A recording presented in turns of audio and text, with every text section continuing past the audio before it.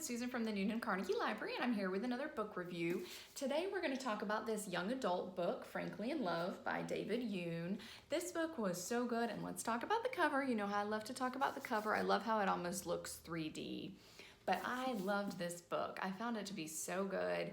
It's about a young boy who has grown up with parents who are a little strict. He's a Korean American, and his parents really want him to date a Korean girl. They don't really want him to date outside of that. And of course, he falls in love with a girl who's not Korean. But his parents just won't let him date anyone. So he's like, what am I gonna do? I really like this girl.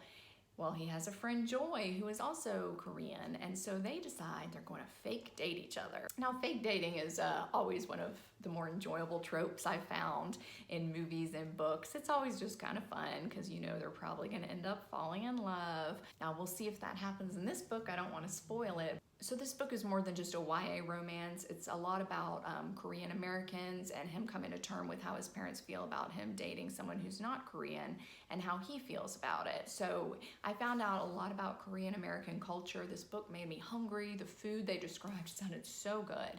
But this book was really good. I really didn't want to put it down. I wanted to see what happened in this one. It was just really such a good book. It's always interesting to read young adult novels written by men. They're a little different than the ones written by women, and I found this one to be so interesting. I think he really nailed the woman's perspective and point of view while staying true to like who he was. So I really liked this one. It's beautiful too. It's very colorful. So it's Frankly in Love by David Yoon.